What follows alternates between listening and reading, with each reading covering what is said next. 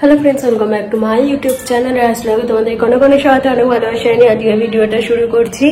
আর আজকে হচ্ছে শনিবার আর এখন বাজে হচ্ছে পৌনে 10টা, প্রায় 10টা বাজবে আজকে করছে। আর আজকে হচ্ছে বাড়ি বেরিয়ে গেছে, তারপরে গেলাম ছাদে, শান্টুকে খাওয়ালাম, ছাদে গেলাম। আর জামা কাপড় কেচে রেখেছি, সেটা মাথা থেকেই বেরিয়ে গেছে, না তো অনেক সকালে মেলা হয়ে যেত। তারপরে বাড়ি বেরোলো, তারপরে এখানে মাছ কাটতে এসে মনে করছে এই আমি তো ছাদে যেতে হবে, জামা কাপড় রয়েছে বলে ছাদে গেলাম হাত ফাত ধুয়ে আগে। এই যে চিংড়ি মাছ সেদিনকে কবে হলো, পরশুদিন মনে হয় নিয়ে আসলো। তো যাই হোক, চিংড়ি মাছটা এখন কাটা চলছে। এই যে এই কটা কাটা হয়েছে, কাটতে কাটতে ছাদে চলে গেছিলাম, এখন এখানে বাকি রয়েছে। তো চলো তোমাদের সাথে শেয়ার করবো আমি কি করে চিংড়ি মাছ কাটি। কারণ আমি এর আগে কাটতে পারতাম না, মানে ওই বাড়িতে বা আমার কাছে যখন ছিলাম ওই বাড়িতে তখন আমি কাটতে পারতাম না। মা বলতো শেখ শেখ, মা আমি বলতাম তুমি তো আছো, আমাকে শিখতে লাগবে না, এরকম বলতাম। আর এখানে এসে হচ্ছে শিখে গেছি মোটামুটি মাছ কাটতে। পমফ্রেট মাছটা কাটতে পারি, আর হচ্ছে চিংড়িটা কাটতে শিখে গেছি। তো পমফ্রেটটা কাটতে পারতাম না, এই রিসেন্ট পিসুমণিরা আসলো। উফ, তোমাদের সাথে কথা বলবো কি, দাঁড়া।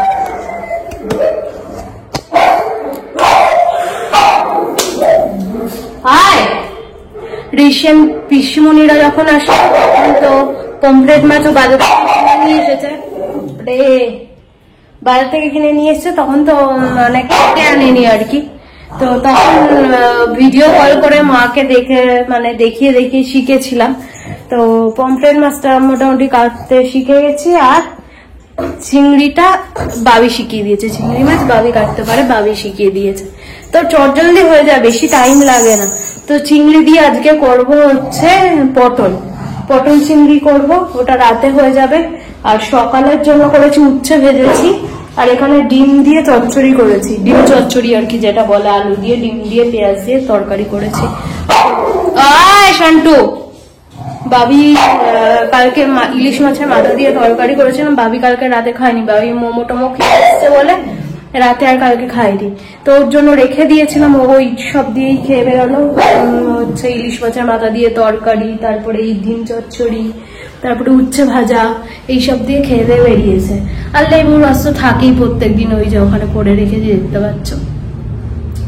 তো এই হচ্ছে ব্যাপার। আর টিফিনে দিয়েছি রুটি আর ডিমের চচ্চড়ি। এই যে আমার রুটি এখানে রয়েছে, হয়নি। শোনো, খুব একবারে ও বেচারি কি করে, ওর তো এটাই কাজ, বকলে ও শুনবে না।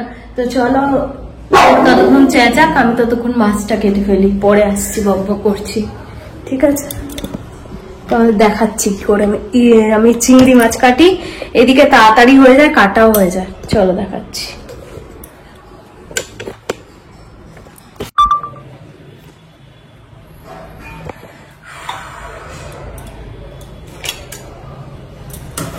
তো একটা চিংড়ি নিয়ে হয়ে যায়, এই চিংড়িটা কাটছি, ঠিক আছে? এই পায়ের দিক থেকে প্রথমে পায়ের এগুলো এরকম ভাবে ছাড়াবো, পায়ের এগুলো ছাড়ালেই ওপরের খোলাটা উঠে আসে। এই দেখো খোলাটা উঠে আসলো ইজিলি। তো এই খোলাটা ছাড়িয়ে নিচ্ছি, নিয়ে এবার লেজটা চাপ দিলে কি হবে, এই ছেড়ে আসে। এই দেখো খোলাটা পুরো ছেড়ে আসলো, হয়ে গেল কাটা।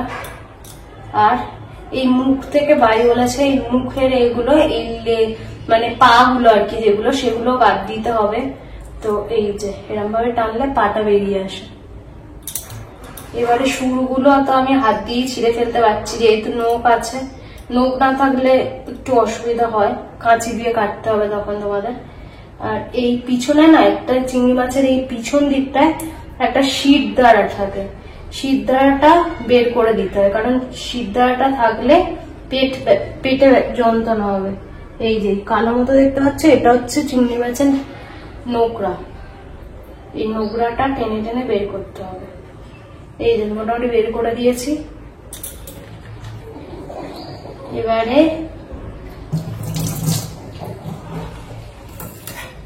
কাঁচি দিয়ে চোখের এখান থেকে বাদ দিতে হবে।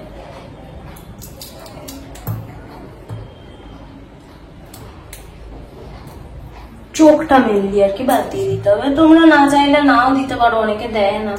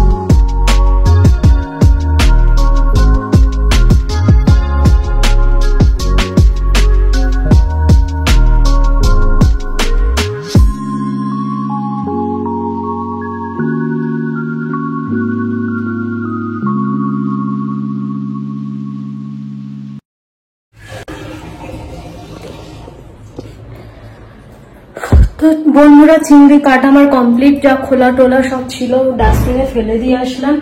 আর এই যে অতগুলো চিংড়ি দেখতে লাগছিল, কটা চিংড়িতে এসে ঠেকলো দেখো। এটা থেকে কিছুটা রেখে দেবো, কালকে বোন আসবে, করবো ফ্রাইড, মিক্স ফ্রাইড করবো, ওই জন্য কটা তুলে রেখে দেবো। আর বেশ ভালো রোদ উঠেছে আজকে, আমার জামা কাপড়গুলো সব শুকিয়ে যাবে। একটা চাদর ছিল কালকের চাদরটা। তো যাই হোক, চিংড়ি কাটা তো হয়ে গেল, এবার রান্না করতে বেশিক্ষণ টাইম লাগবে না। হাত তো আমার ফুলে গেছে চিংড়ি মাছের এতে, ওই ঘিলুগুলো বেরোয় না মাথা থেকে, ওতে আমার অ্যালার্জি আছে। আর যাদের অ্যালার্জি থাকে না, চিংড়ি মাছ মাঝে মধ্যে খেলে একরকম, কিন্তু ওই ঘাঁটাঘাঁটি করলে নিয়ে প্রচন্ড মানে হাত চুলকায়, হাতটা ফুলে ফুলে যায় আঙুলগুলো। তো নুন দিয়ে ভালো করে ঘষে নিয়েছি, অতটা হবে না মনে হচ্ছে। আগের বারে আমার অতটা ফোলেনি, কারণ হচ্ছে বাবি ছিল, বাবি অর্ধেক কেটেছে, আমি অর্ধেক কেটেছি, এরকম দুজনে মিলিয়ে মিশিয়ে করেছিলাম। কিন্তু আজকে তো সাথে সাথেই ফুলে গেছে আঙুলগুলো, টোকা টোকা হয়ে, আর চুলকাচ্ছে ভীষণ পরিমাণে। নুন দিয়ে একটু ঘষে নিয়েছি। তো যাই হোক, চলো, আমার ফোনে চার্জ নেই, একটুখানি চার্জে বসাই, আর আমি সেই সুযোগে টিফিনটাও খেয়ে নিই। টিফিনটা খাইনি কারণ হচ্ছে আগে মাছ কাটতে গেলাম, 11টার সময় আমাদের ডাস্টবিন কাকু আসে, তার আগে যদি চিংড়ি মাছের খোলাগুলো ফেলে দিতে পারি তাহলে একটা নিশ্চিন্ত মানে বিদায় হবে আর কি। না তো এই সামনেই থাকে তো ডাস্টবিনটা, প্রচন্ড বিভৎস পরিমাণে বাজে গন্ধ বেরোয়। চিংড়ি মাছ খেতে যেরকম ভালো লাগে সেরকম একটা বিচ্ছিরি গন্ধ, জানোই। ওই জন্য তাড়াহুড়ো করে ভাবলাম পরে টিফিন খাবো, আগে চিংড়ি মাছ কাটি বলে চিংড়ি মাছ কেটে নিলাম, শান্তি পেলাম। এবারে নিজে ধীরে সুস্থে নিজের টাইম মতো আস্তে ধীরে আর কি কাজ করব। পিছনে মাদুর কিছুই পরিষ্কার হয়নি, জানলাটাও খোলা নেই, এদিকে জানলাটা, এদিকেরটা বাবি বসে সকালবেলা, ওই জন্য খোলা, ওই দিকেরটা আর খোলে না। তো যাই হোক, চলো টিফিনটা খাই, খেয়ে পরে আসছি, তোমাদের সাথে কথা বলছি। সেই সুযোগে আমার ফোনটা একটু চার্জ হয়ে যাবে, আমার ফোনে এক ফোঁটা চার্জ নেই, চার্জার লাগিয়ে তোমাদের সাথে কথা বলছি। চলো পরে আসছি।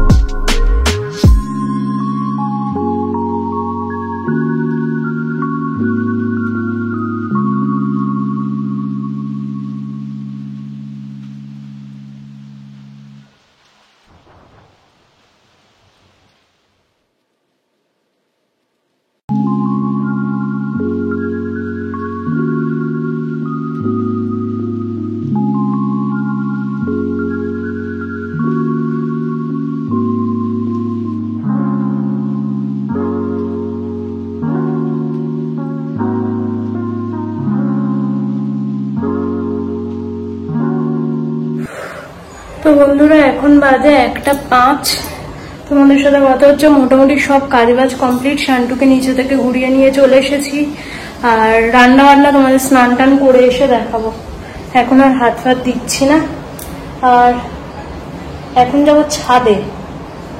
ছাদে যাব, তার আগে এই নিচে যাব, একটু নিচে এই উচ্ছের দানাগুলো ফেলে দিয়ে আসি। ভুলে গেছি, শান্টুকে নিয়ে যাব, তখনই নিয়ে যাবো ভেবেছিলাম, কিন্তু ভুলে গেছি ফেলে আসতে। তো এখানে সেরকম ভালো না হয় না, কারণ এইটুখানি টবে তো ভালো হয় না, ওই জন্য। তো নিচেই দিয়ে আসি, নিচের মাটিতে ভালো মতো লতিয়ে ফতিয়ে উঠতে পারবে আর কি। তো চল দিয়ে আসি। এই যে সব তুলে এনে ওখানে দিয়ে দিয়েছি। আর এবারে যাবো আমি স্নানে। আর দাঁড়াতে পারছি না, প্রচন্ড রকম গরম হচ্ছে। তো চলো স্নান টান করে আসি। এসে গুপুগুলো আর বসে আছে, ওদের স্নান করাবো। অনেকটা দেরি হয়ে গেল আজকে। চলো। তো বন্ধুরা এই যে ছাদ থেকে ঘুরে চলে এসেছি। আর এই যে ছাদ থেকে ঘুরে চলে এসেছি না, ছাদ থেকে তো ঘুরেছি সেই স্নান করার আগেই। তারপরে আর ছোট ঘরে আজকে জামা কাপড়টা রাখিনি, আজকে বড় ঘরেই রেখেছি, যাতে আর কি গুছিয়ে নিতে পারি আর কি। স্নান করে এসে বড় ঘরে রাখলে ঠিকঠাক গোছানো হয়ে যায়, ছোট ঘরে রাখলে চোখের সামনাসামনি থাকে না, তো গোছাবো এই করে করে অনেকটা দেরি হয়ে যায়, আর অনেক জামা কাপড় জমেও যায়। ওই জন্য আজকে আমি ঠিক করেছি না, যাই হয়ে যাক, মানে এই ঘরেই থাক, তাহলে কাজটা সারা হয়ে যাবে আর কি। আর ছোটো ঘরটা অগোছালো থাকলে না খুব অসুবিধাও হয়, মানে ঠাকুর ঘরটা যত পরিষ্কার রাখা যায় ততই সুন্দর ভালো লাগে, তাই না? ওই মানে ওই ভেবেচিন্তেই বড় ঘরে রাখা। তো এই তো অল্প কটা জামা কাপড় ছিল। আর বাবির এই প্যান্টটা তো অনেক দিন যাবৎ, মানে 1-2 দিন পরে ফেলে রেখে দেয়, আর পরে না, ওই জন্য পরেই ছিল। আজকে ধরেই সব কালকের রাতে খেচে দিয়েছি। আর এই চাদরটা তো কালকে তোমাদের বললামই, ঘুগনি পড়েছিল, ওই জন্য তুলতে হয়েছে। তো এই আর কি। তো সব শুকিয়ে গেছে। এই রোদটা উঠলে মানে ছাদে দিলে এটাই সুবিধা হয় কি, সব একদম দিনেরটা শুকিয়ে যায়। আর ঘরে মেললে কি শুকিয়ে যায়, কিন্তু একটু টাইম দিতে হয় আর কি। রাতে কেচে রাতে যদি মেলে দিতে পারি স্ট্যান্ডে, তাহলে রাতে ভালো শুকিয়ে যায়। এসি চলে, ফ্যান চলে, কিন্তু রাতে তো ওরকম আমি কাচতে দিয়ে আর শুয়ে পড়ি, তো রাতে আর উঠে মেলা হয় না। ওই জন্য আর কি শোকানোর ব্যাপারটা হয় না। দিনের বেলা না ওই ঘরের মধ্যে মেলে রাখতে প্রচণ্ড বাজে লাগে, ওই জন্য ছাদেই দিয়ে চলে এসেছিলাম। ছাদে দিলে কি এই তুলতে যাওয়াটাই একটুখানি অসুবিধা হয় আর কি, মানে যে পরিমাণে রোদ উঠে যায়, আর মানে ভালো লাগে না ছাদে যেতে, কিন্তু কিছু করার নেই। তো এই তো মোটামুটি সব দেখলেই 5 মিনিটও লাগে না সব গোছাতে। তো সব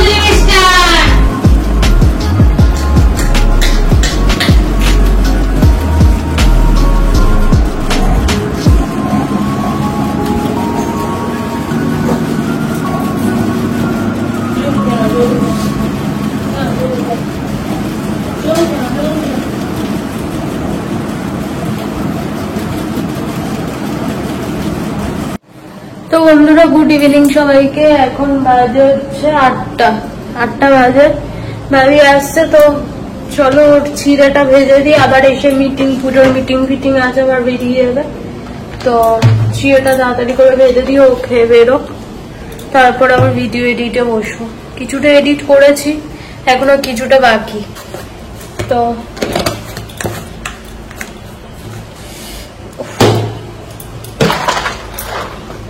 এটা কি আছে, সয়াবিন, কোনটাই কি রাখি ভুলে যাই। এটাই কি, ছাতু।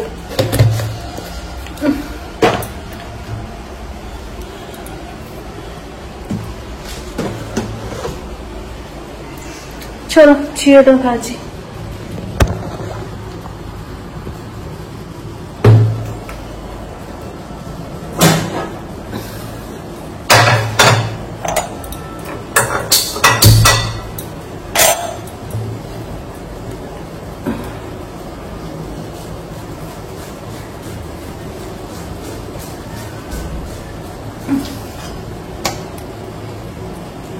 আমি কি করে ভাজি সেটাই তোমাদের বলছি আর কি। প্যান বসিয়ে দিয়েছি, তোমরা দেখতে পাচ্ছ কি, ধরো এই যে ফ্রাই প্যান বসিয়ে দিয়েছি। ফ্রাই প্যানে দেবো তেল। তোমরা যতটা চিড়ে ভাজবে সেই পরিমাণ মতো তেলটা দিও। তো তেলটা এবার একটুখানি ফ্রাই প্যানে ভালো করে মাখিয়ে নিলাম।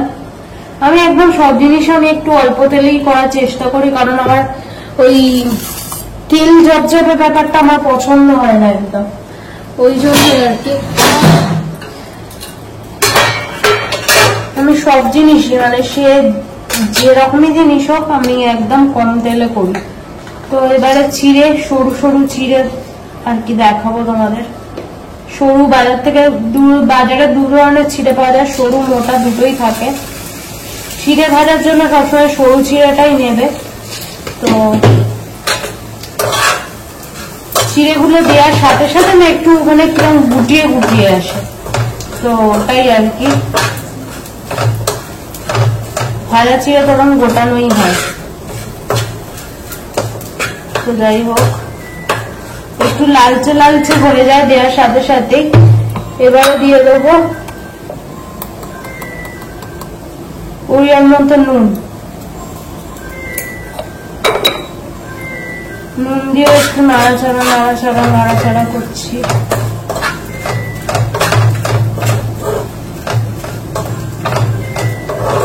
আমার চিড়ে ভাজা কমপ্লিট। চিড়ে ভাজা হয়ে গেলে না একটা সুন্দর গন্ধ বেরোয়, চিড়েরই একটা সুন্দর ফ্লেভার আছে। তো একটু লালচে লালচে ভাব এসে যায়, তোমাদের দেখাচ্ছি দাঁড়াও। এই দেখো, একটু লালচে লালচে ভাব এসে যায় চিড়ে ভাজা হয়ে গেলে। তো আমি দিদাকেও দেখতাম, দিদা ওরকম চিড়ে ভেজে আমাদের সবসময় দিত, তো দেখতাম না লালচে লালচে টাইপেরই হতো। তো সেই জন্যই আর কি জানি ব্যাপারটা।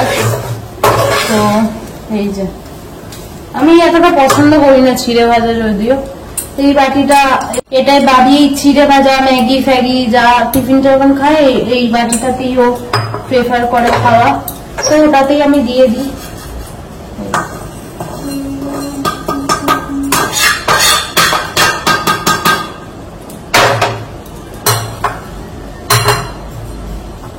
হয়ে গেল চিড়ে ভাজা। এবার এর সাথে কিছু জিনিস আমি মেশাবো, তোমাদেরকে দেখাচ্ছি।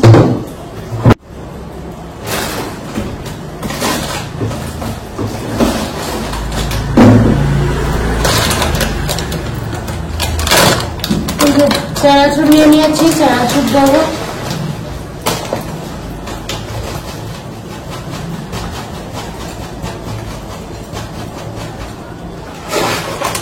যেরকম বেশি যদি পছন্দ করে বেশিও দিতে পারো, বা তোমাদের আন্দাজ মতো আর কি পরিমাণ মতো তোমরা দেবে।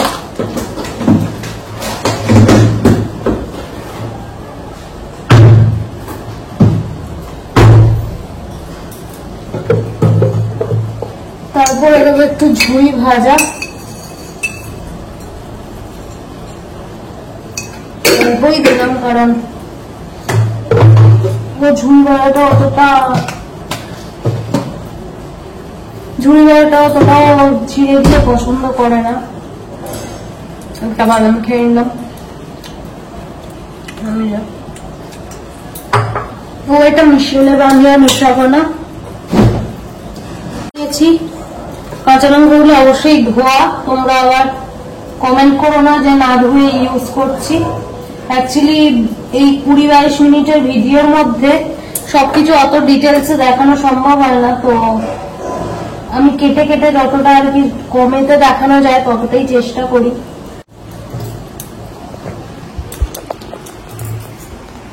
চলো ছিঁড়ে ভাজা দেখানোর সাথে সাথে আজকের ভিডিওটা এখানে শেষ করছি। যদি কিছু ভালো লাগে প্লিজ সাবস্ক্রাইব করে দিও চ্যানেলটা, লাইক শেয়ার কমেন্ট করতে ভুলো না।